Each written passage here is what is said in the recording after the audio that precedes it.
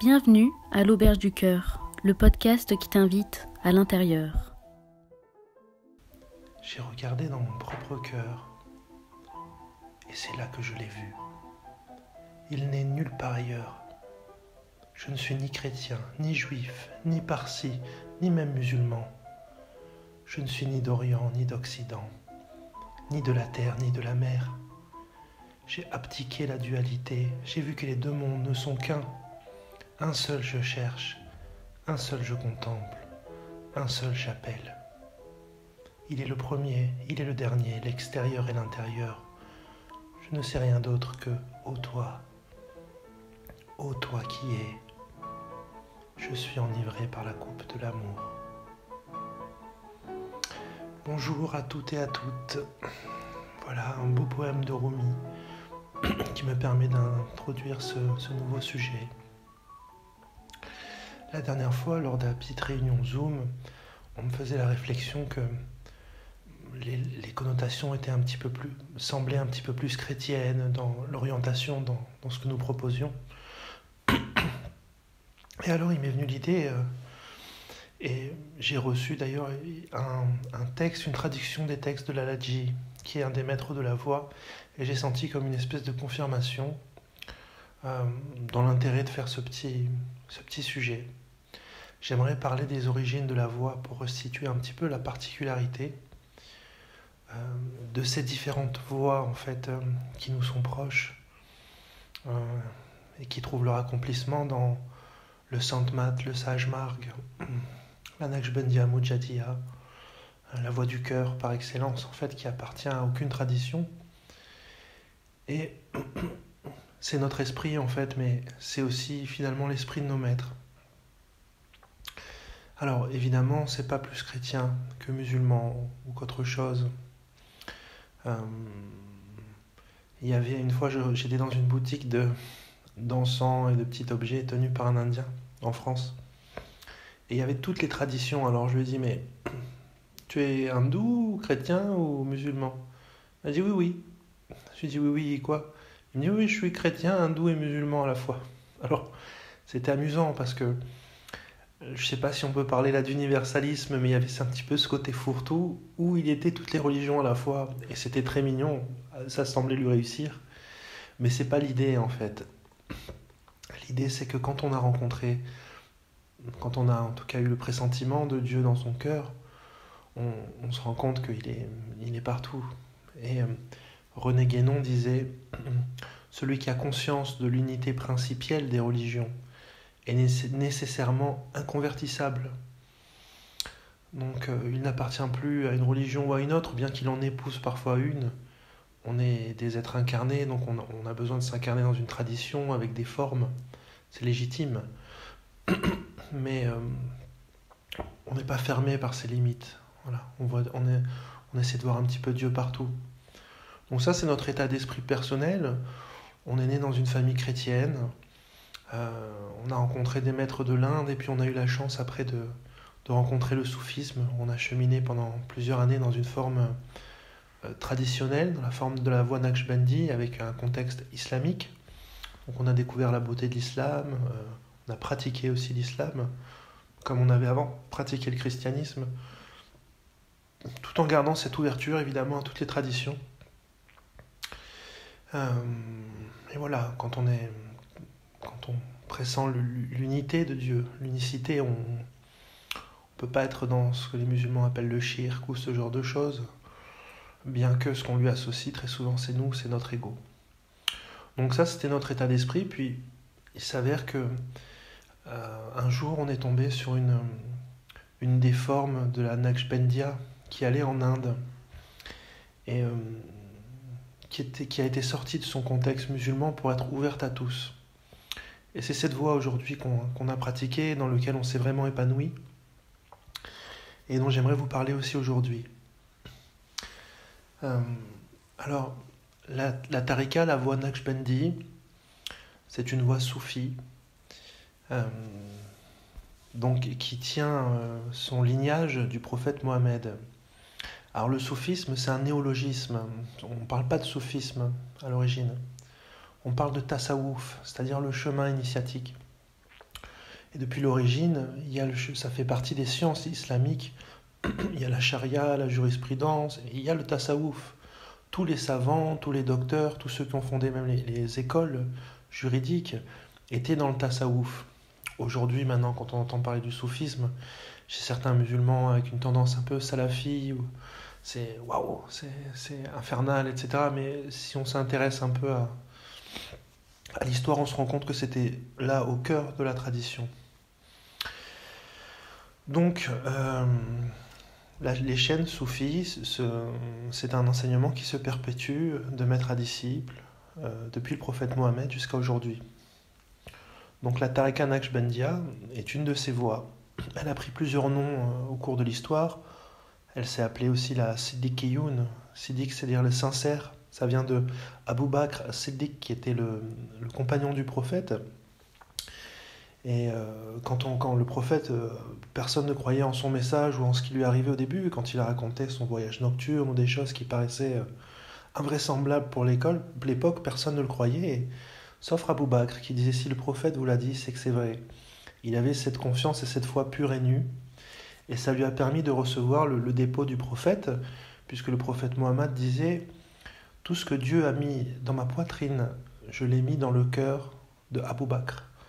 Donc on voit qu'il y a cette première transmission de cœur à cœur qui s'effectue déjà à l'époque du prophète Abu Bakr, qui a ensuite transmis à son tour et dans cette lignée de maîtres.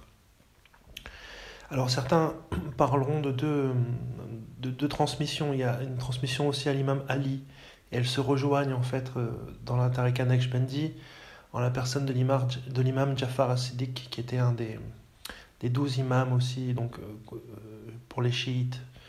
Donc il y a vraiment un côté comme ça qui rassemble dès le début.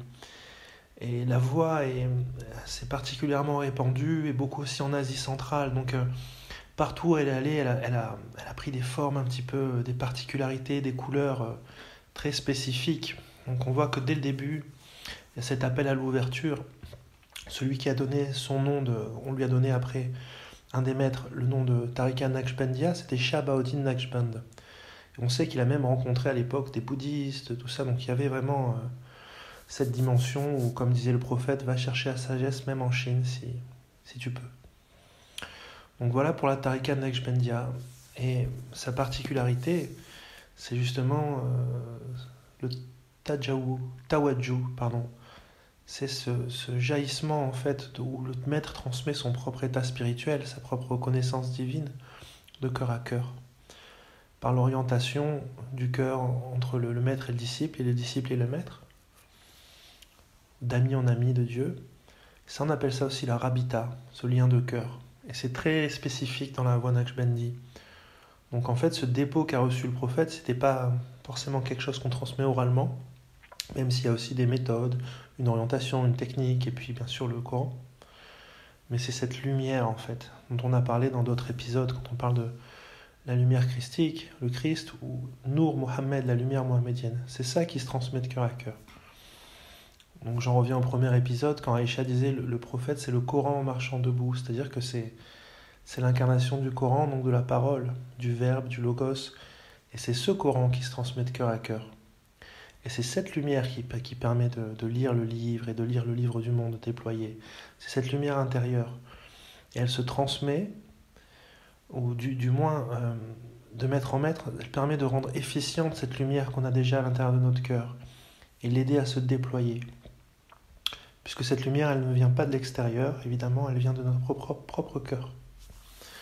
Donc ça, c'est la spécificité de la voix. Et la voix est allée à un moment en Inde. Alors, il y a ce qu'on appelle des lignées. Il y a eu différentes lignées dans la voie Naqshbandi. Il y a une voix, là, par exemple, qui est très connue, celle du Shir Nazim, Shir Abdallah Dagastani. La voix, à ce moment-là, est partie au Daghestan et a donné cette lignée. Mais elle est aussi partie en Inde. Et c'est là qu'elle va recevoir cette dimension particulière, puisque l'un des maîtres reçoit le hal, l'intuition surnaturelle, qu'il faut maintenant ouvrir la voie. Avant, le prérequis pour entrer dans une voie soufie, c'était le contexte de l'époque, c'était d'être musulman.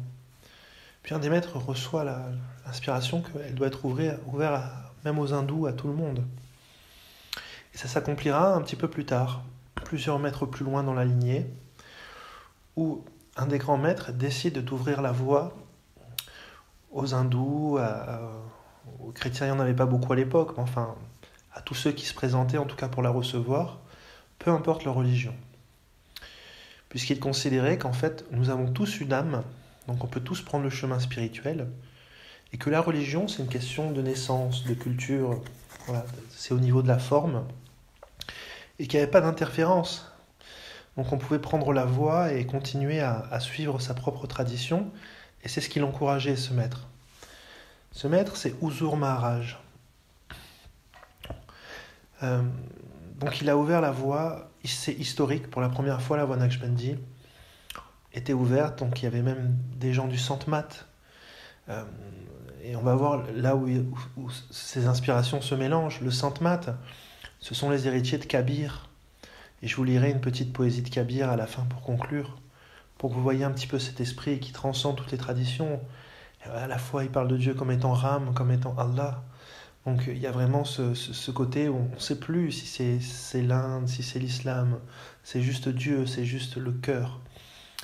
Et un autre des grands héritiers du Sant Mat qui disait que Kabir était son maître, c'est Shirdi Sai Baba, il s'appelle.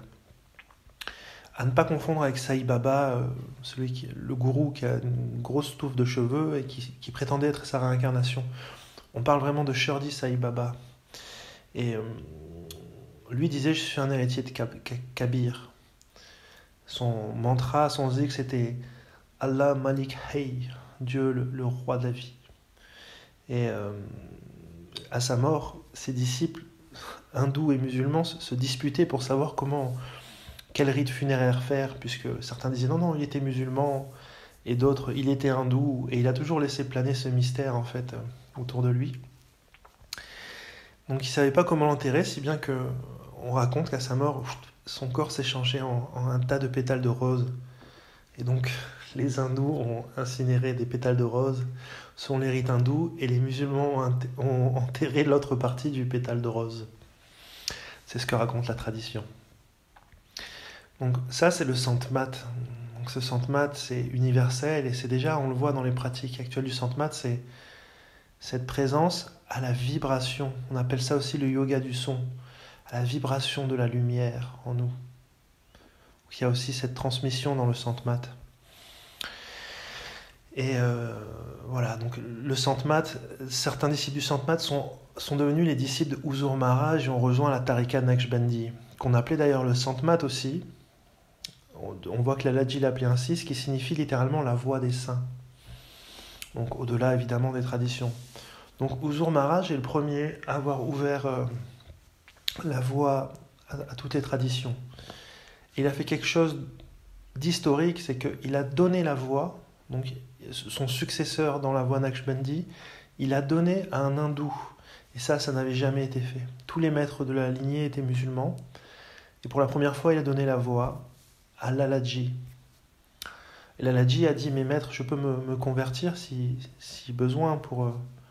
Il a dit non, pas du tout. Justement, on voit qu'il y avait vraiment une injonction, quelque chose de très important qui se passait. Donc Lalaji est devenu le premier maître non musulman de cette lignée.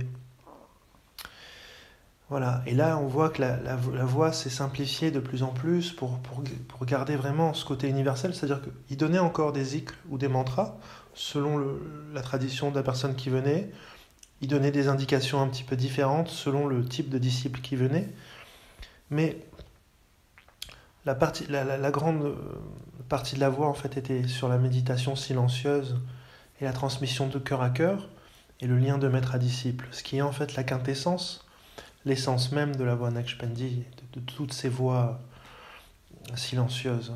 Voilà. Donc Lalaji a développé ça et ensuite il y a eu plusieurs courants, mais les courants les plus importants pour en arriver à aujourd'hui, où est-ce qu'on se situe nous? Il a eu un disciple, Laji, donc son nom de naissance à Lalaji c'était son surnom affectueux, c'était Ramchandra. Et il se trouve qu'il a eu un disciple qui s'appelait aussi Ramchandra. et qu'on appelle nous Babuji. Et comme s'il était prédestiné, en portant le même nom que lui, à s'éteindre dans son maître, à fusionner avec son maître, et c'est ce qui se passa après la mort de son maître. Il était tellement épris, tellement dans ce lien de cœur avec son maître qu'il recevait tout ce que recevait son maître, il le recevait aussi. Et c'est lui qui a formulé la voie du sage marg, ce qui veut dire littéralement la voie naturelle. Donc on parlera plus de Santmat, on parlera plus de Tariqa Naqshbandi, on parle de sage marg, la voie naturelle, puisqu'en fait, il suffit juste de suivre son cœur et de se laisser guider par cette lumière intérieure. Donc on médite, on fait grandir cette lumière, et c'est la voie telle qu'on la présente et qu'on la connaît, le sage marg. Donc Babuji a enlevé complètement toutes les dimensions soufis, toutes les autres pratiques, et n'a gardé que la méditation sur le cœur, la transmission de cœur à cœur. Il y a le cleaning aussi, qui est une technique qu'on trouve aussi un petit peu différente, mais dans des voies soufis, et qui fera l'objet d'un prochain podcast. Donc Babuji a formulé cette voie comme ça, simple et naturelle, et l'a baptisée le sage marg. Et elle s'est propagée jusqu'à nous aujourd'hui, à travers d'autres héritiers, Chariji, et aujourd'hui Daji, qui est le représentant de cette voie, qui a pris aussi le nom de Heartfulness, pour encore plus s'ouvrir au monde entier.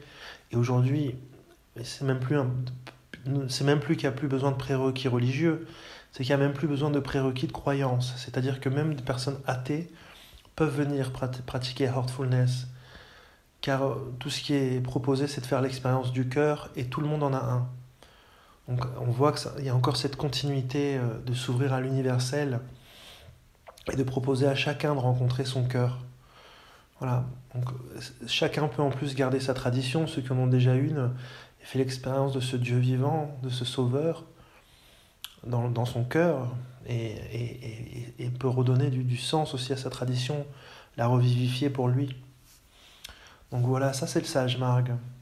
Et la voix, elle s'est aussi transmise à travers le frère de Lalaji, qui a eu des héritiers, et elle est beaucoup plus discrète, c'est vraiment un tout petit comité.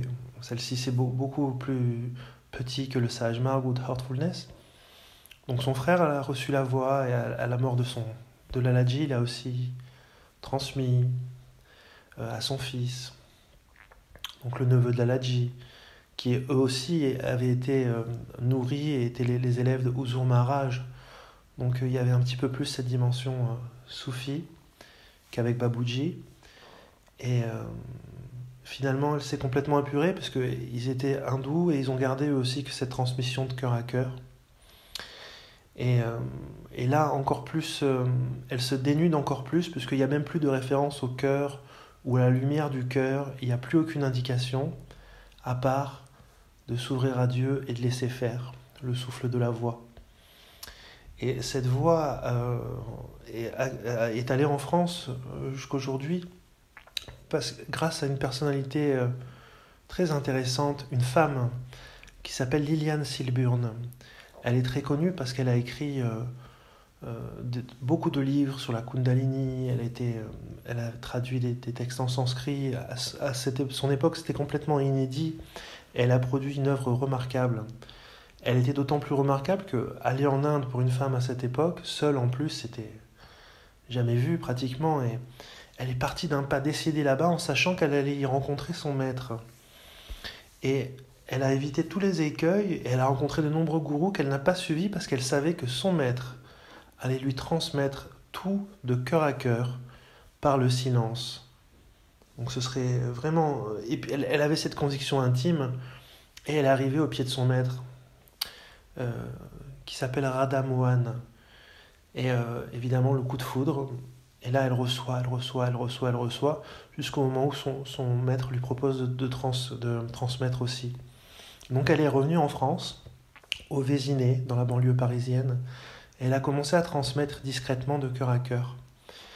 Et on voit que là aussi ça a été empreint du shivaïsme du Cachemire et du Santmat, mais c'est encore beaucoup plus simple, car il n'y a aucune indication.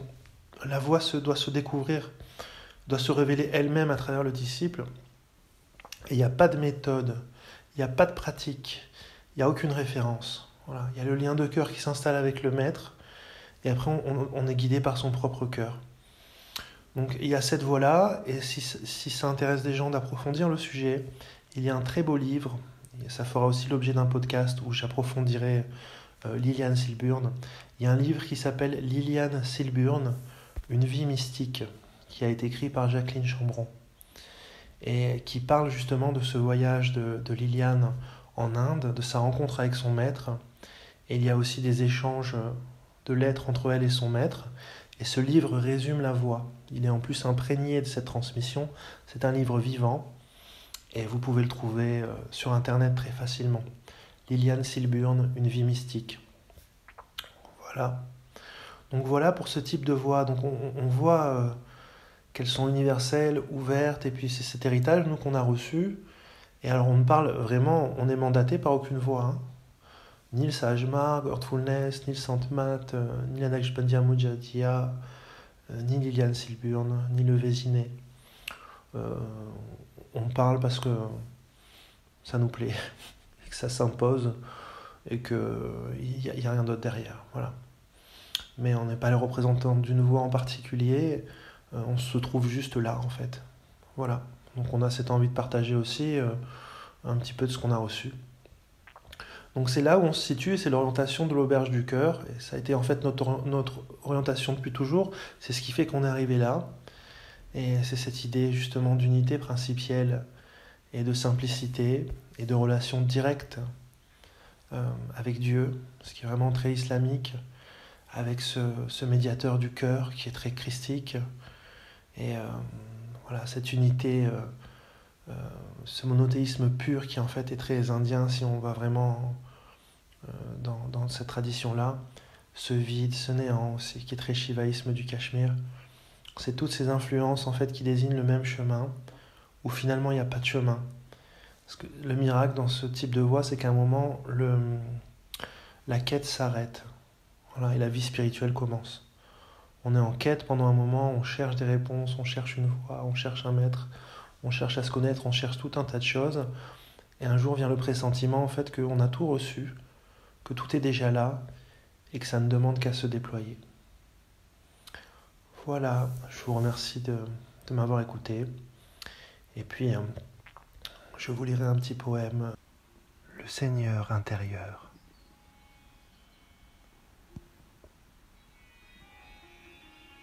Chaque goutte d'eau de mer à elle seule contient le soleil et la lune et les dieux par millions. Prises dans un tourbillon, elles aspirent au bonheur, mais la douleur s'agrippe et ne les lâche point. De multiples façons le monde s'est égaré, et personne n'a trouvé la cause de la douleur. Homme, tu es fou et sage tout à la fois. Rame demeure en ton cœur, et tu ne le sais point. Il est le maître, il est Hari, et il est en même temps le servant de Hari. Mais pour celui qui sait, n'existe ni la naissance, ni la mort, et Maya, dépitée, disparaît devant lui. Ami, je demeure dans ton cœur, pourquoi me chercher ailleurs? Je ne suis ni dans le temple, ni dans la mosquée, ni dans la Kaaba, ni à Kailash. Je ne suis ni dans les rites ou les rituels, ni dans le yoga ou le renoncement. Si tu savais où me chercher, tu me trouverais en un instant. Dis Kabir, écoute-moi, ô frère Sadhu. Il est le souffle des souffles. Je ris de voir que le poisson dans l'eau a soif, sans connaître son soi, pourquoi aller à Mathura ou à Kashi? La perle est dans ton cœur, ne cherche pas ailleurs. Dis Kabir, écoute-moi, ô frère Sadhu. Réaliser l'éternel n'est pas si difficile. Comme l'iris est dans l'œil, le Seigneur est en toi. Qui ne voit pas cela le cherche en vain ailleurs. Ô Kabir, le daim cherche dans la forêt le musc caché dans son nombril, et l'homme cherche ailleurs celui qui est dans son cœur. Comme le parfum dans la fleur, le Seigneur est dans ton cœur. N'imite pas le daim qui, cherchant dans les herbes, veut déterrer le muscle que sécrète son nombril. Ils cherchent tous ailleurs celui qui est dans le cœur. À cause du voile épais de l'ignorance, nul ne voit l'un. Comme l'huile dans le grain de sésame et l'étincelle dans la pierre de silex, ton Seigneur est en toi, fais-le jaillir si tu peux. Je croyais qu'Harry était loin, mais il est en chacun. Qui ne réalise pas son propre soi, pour lui le Seigneur est loin. En chaque forme vit le sans forme, mais nul n'a compris ce mystère. Dick Kabir, ô saint, c'est cela qui me surprend. Rien en moi n'est à moi, ô Seigneur, car toute chose t'appartient.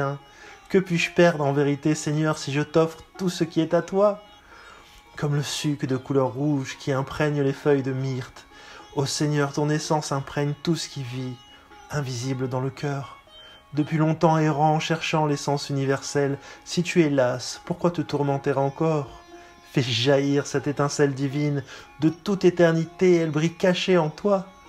En chaque créature ne voit que Ram, car Ram est l'élixir de toute vie. Comme de la canne à sucre est extraite la substance du sucre, du candy et de la confiture. Les yogis implorent Gorak, les hindous chantent le nom de Ram, et les musulmans disent Allah est un. Mais le Dieu de Kabir vit caché en chaque être.